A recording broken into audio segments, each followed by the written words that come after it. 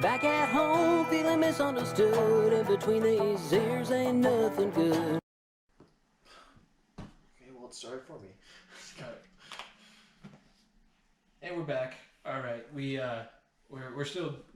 This is more reason for you to go buy shirts from the Unhinged store or us DM us at FVOTB Pod so that we can get a little bit nicer of a camera and not have to work with a GoPro when running off Wi-Fi. GoPro is nice. Don't get me wrong. GoPro help us out. Be our sponsor. But I mean, if you have a camera that'll record for more than 15 seconds. Yeah, it's just we can't. It's tough to work with sometimes. And sometimes it likes being its own little menace, like Boomer over there. Oh yeah, Boomer's a huge menace. He hasn't even moved. I think he's shifted position twice since we sat down. But we talked about hockey, so let's talk about NCAA basketball. Because like we said, it's March. We're gonna sleep in May. That's how this thing works. But we're not gonna be sleeping during this whole time. I know you're especially excited about this week because there's some smaller tournaments going on. Your tournament is still next week, but I know that you appreciate. Actually, the MAC is also next week. I was going to say you and Schlegel have the most interest in mid-major college basketball, but let's start off with just some big news that came out of this weekend. Michigan moved up to the number 2 spot, knocked Baylor out of that area, and it's really, I think it's probably more because people were expecting Michigan to come out flat after a couple big wins against Ohio State, but they didn't. They came out and are still dominant. They honestly might be the best team. They should probably be number 1. Gonzaga's going to be number 1 because they're going to stay undefeated. Their conference is trash. Yeah, sorry, Christian, Christian, Marissa, and Brady, but they are. But I mean, does this kind of make? We talked about Michigan being a sleeper. I think that this. Oh, they're not a sleeper anymore. Nobody's sleeping on the Wolverines right now. Yeah, I mean they're not sleeping anymore. I think they're going to be a team to make a deep run in March. They are going to be a team. Juwan Howard is, man, he has done an incredible job. He has done an incredible job. He top to bottom. That Michigan team, they don't really have 1 or 2 stars. They have 8, 9 dogs, absolute dogs that are playing well together. And a Big Ten conference too that is very, very tough with teams like Wisconsin, Iowa, Ohio State, Michigan State. The list goes on and on. I mean, there's a very, very deep conference, and Michigan has just blown away everybody. We thought Ohio State may give them some trouble, but they rolled through them. Ohio State's struggling right now. Ohio State is struggling after having a hot start. So Michigan is going to be a very interesting team to see how they do. Like I said, all these conference tournaments, like, hold on, let me fill one more thing into here too, because if you're a sports bettor, do yourself a favor, throw on some of these conference tournaments and bet on them. And I'll tell you one thing, bet the hell out of the under.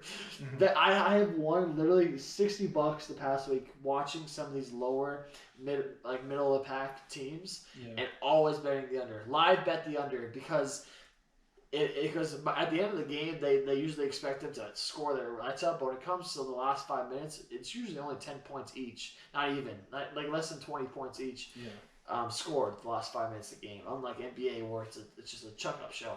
So we don't have to talk about that. So the ending of basketball makes it difficult to watch. That's for sure. That's true. And with the one thing about college basketball, people that necessarily don't are in love with the NBA, that college basketball is it means a little bit more. College basketball, you're playing for your school. College basketball, you're also some of these players are the last time they'll ever play collegiate or sports and athletics as it is. And they're one shot. The NBA is a lot more cutthroat. There's only X amount of players. NFL, there's a lot more players in the league, and it's just a lot harder because basketball, there's only the stars that go and make it to the next level. But with college basketball, each of these teams, they're all coached a certain way. They're all it's a team mentality. NBA, it's the star players and then who can beat you there. The team mentality, college basketball, and the team defense, team offense that comes out of it is just beauty to watch, and that's what makes it so great. Yeah, I mean, with the tournaments that we're going to talk about today too, when you talk about the blue blood programs, you're talking about guys who are committing to a college for 6 months so that they can get their season in and get on and move on to the NBA. When you're talking about a VCU, because that's one of the tournaments that we're talking about, or any of these smaller schools, you know that they're also getting an actual education. They're not getting spoon-fed Portuguese classes because it's an easy A. And shout out Matt Mitrione for that little story. Purdue put him in a Portuguese class because it's a consistently easy class to pass. I just like the fact that these small schools and the school who's going to make a run, that Nunn is ready again in Loyola Chicago. She's ready for, I don't know. Ready for another run? Yeah, I'm trying to think of. I don't know the mascot name for Loyola. I think it's a bear. I don't know. Bear down, I guess. Yeah. But we're gonna see her gear up for another run. Let's just talk about the tournaments to watch. So we'll start with the WCC. Yeah, these are the tournaments this week. Cause Yeah. we'll go into depth more with the Big Ten, ACC, all that good stuff next week. Who's the team in the WCC that's the favorite right It's now? Gonzaga. It's 1000% Gonzaga. Is there any team that can upset them? No. No. Frankly, even close? Not Yeah. even close. Frankly, no. BYU has had a decent year. They may sneak in the tournament if they make a decent run and give Gonzaga a run for their money in the conference tournament. But it's Gonzaga. Everyone else, Loyola Marymount is a sleeper. They've been hot and cold recently. But besides that, it's Gonzaga, 50 feet crap, and everybody else. No offense, but this is just the way it is. Gonzaga has dominated this conference for so many years. They should think about moving out, but they're definitely not going to be moving out anytime soon. It's true. That's because it's an automatic bid every year. That's true. It's an automatic bid every year. You get in the Pac-12, you may have to scratch and claw, and heaven forbid that.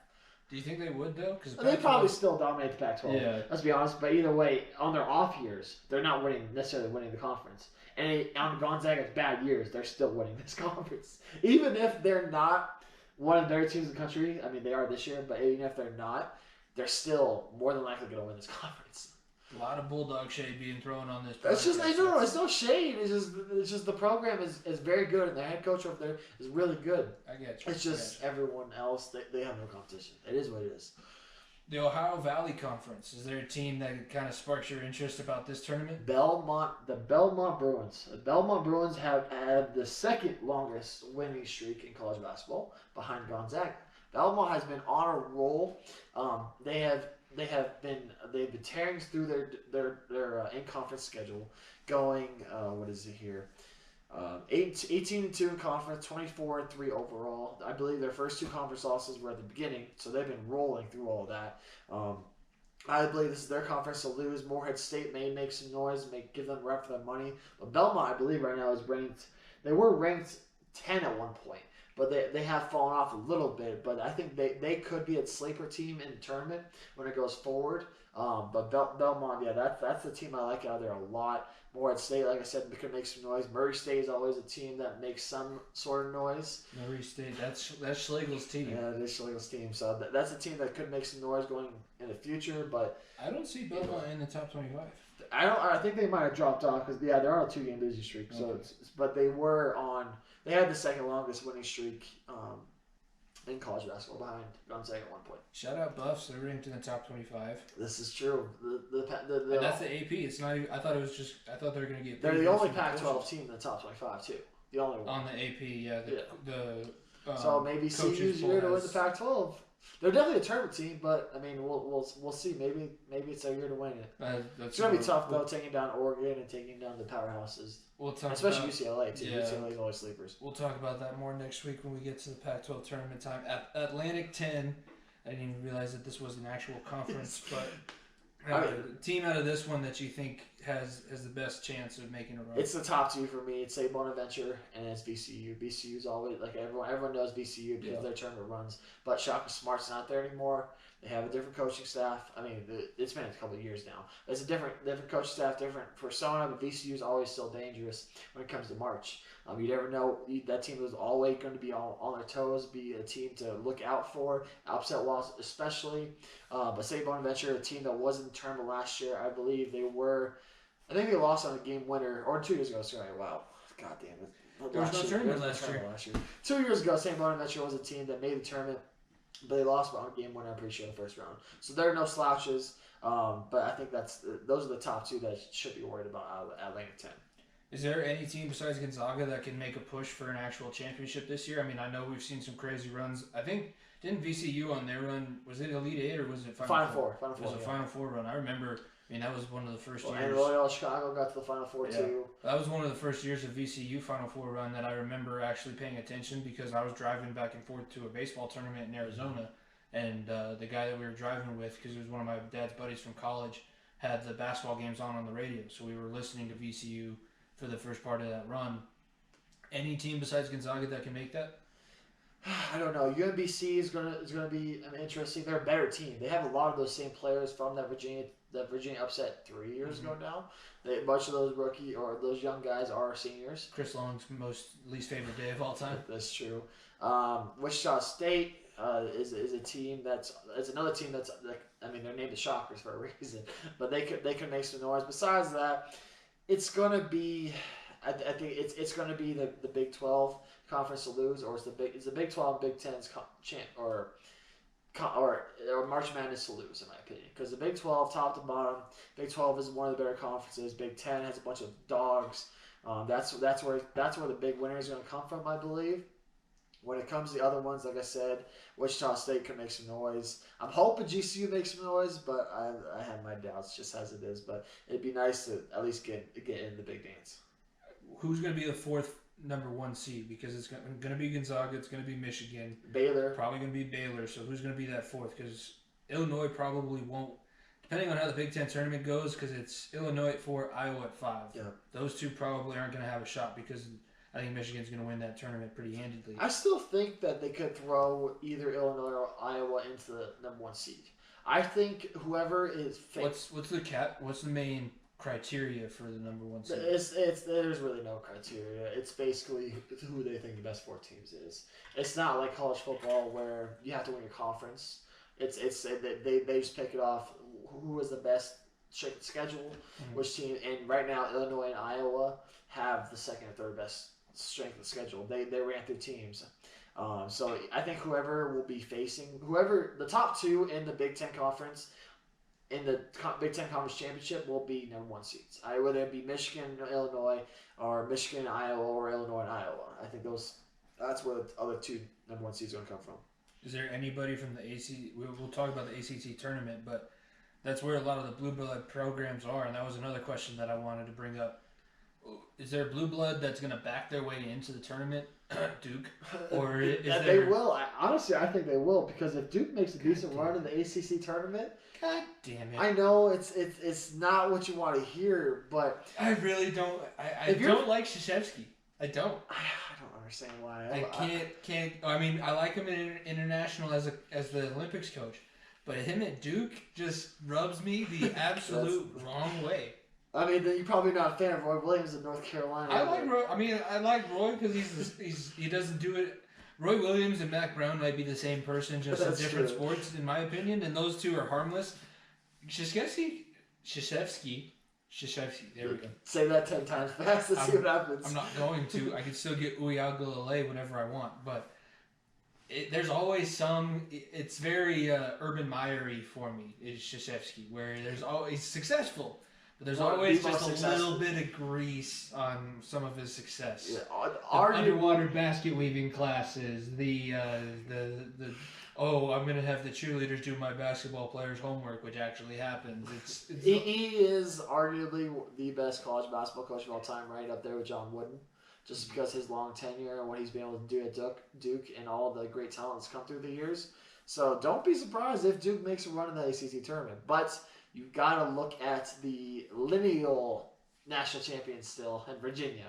Virginia's still in there. They're ranked 21 right now. I think they have a good shot at upsetting Florida State. I don't think I see a whole lot for Florida State to win this conference. Sorry, Jim, but I think Virginia is still, it's their conference to lose. Wow, Florida State is the highest ranked ACC team, and they're all the way down at 11. Yeah. The ACC is not having a very fun year with Notre Dame, Clemson. Miami is usually good, and they've been that's true. Terrible this year too. Yeah, it's not good for them. It's really not. Syracuse, throw Syracuse in there too. Syracuse is a story program. I thought that they were still in the Big East for basketball.